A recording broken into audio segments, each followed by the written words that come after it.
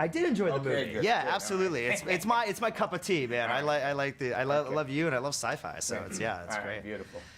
We're rolling. Great. Well, I want to begin by asking you. You've been in some of the greatest sci-fi films of all time, genre-defining films. When you look at a script and you know that it's in this genre, is there something specific that you're looking for at this point? Well, here's the deal about this movie, and that is that the script and the movie are two completely different things. Xavier Gens gave us a chance as actors to rewrite, change, improvise, beyond anything that I've ever experienced before. Usually, directors and producers are like, say these words, say these words, say these words. No, don't change that, don't, because they are afraid you're going to, whatever. Xavier was like, do anything you want.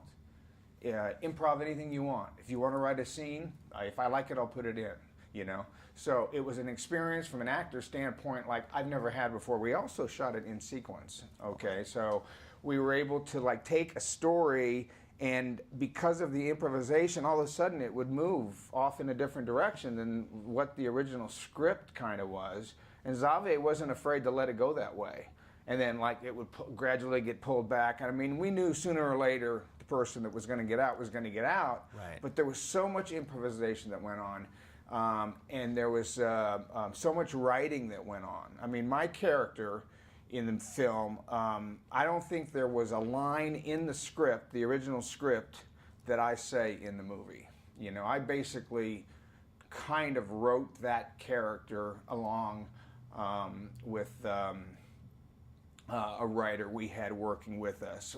And so I would tell him, this is what I want, this is what I want, this is what he would write it, and I would send it back and say, how about this? And finally, about halfway through the movie, he said, Michael, you just write it, So I ended up writing it. So that character really is my character. I consider it I consider it my character. And he went from being the antagonist in the movie to kind of something else, and it's only because of the improv. It was the most amazing thing I've ever experienced as an actor. And was that where you created the backstory? I imagine you must have created the backstory. Yes, I created the backstory, yeah. And I wanted people to understand why he was so bitter, and I wanted them to know. And we shot scenes basically where I basically explained how I was a 9/11 first responder, and that I walked into one of these buildings, and it came down, and I took my team in there, and everything went, and I was the only thing left standing, and it destroyed him, and started drinking and loses his family, becomes prejudiced, and just loses his mind, and ends up with